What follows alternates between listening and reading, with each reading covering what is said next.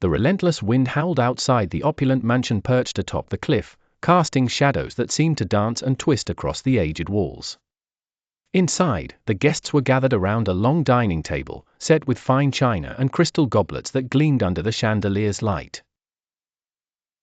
Detective Alan Grant stood at the head of the room, his eyes scanning the faces of the dinner guests who appeared uneasy, their conversations now reduced to murmurs. He was not one to be distracted by wealth or the veneer of luxury.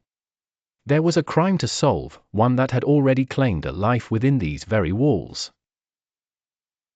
Earlier that evening, Sir Edmund Harrington, a well-known business magnate and the host of tonight's gathering, was found dead, slumped over his dessert, poison having claimed him in its usual silent way. As the local police struggled to keep order among the startled guests, Detective Grant arrived, summoned by the urgency of the grim unraveling.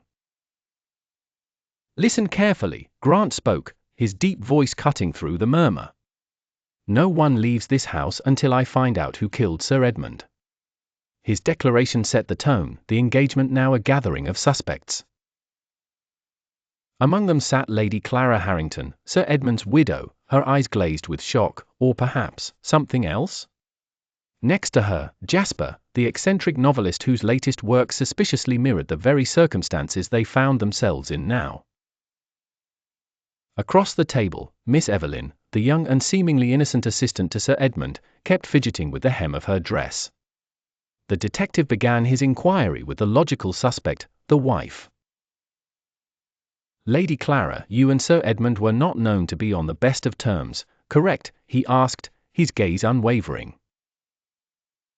Lady Clara straightened in her seat, setting her features into a mask of indifference.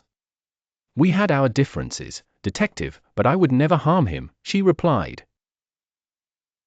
Turning his attention to Jasper, who appeared almost too fascinated by the unfolding drama, Grant inquired, "Jasper, why does your latest novel uncannily echo these events?" Jasper chuckled, though his fingers clicked nervously against his glass. "Coincidence, detective. Pure coincidence. Fiction is my escape, not foreshadowing." Detective Grant circled the room, his keen eyes missing nothing. As he moved closer to Evelyn, she flinched slightly. "And you, Miss Evelyn, you were awfully close to Sir Edmund in recent days." "In what capacity exactly?" Evelyn's voice was barely a whisper, yet her words held potential weight. "I was just his assistant," she stammered, but her tone suggested there was more. The dinner guests watched, the tension thickening with each passing second. As the night deepened, Grant realized solving this puzzle was akin to unraveling a tapestry, each thread leading to another complex knot. The breakthrough came unexpectedly. As he examined the silver cutlery, Grant noticed a faint residue on the soup spoon of Hazard, a seemingly oblivious, but talkative stockbroker. It was identical to the substance in Sir Edmund's dessert. "You, Hazard!" Grant declared, pulling back the curtain of deceit. "You tampered with Sir Edmund's meal, didn't you?" Hazard staggered in his chair, his facade crumbling. "I didn't mean to, I swear.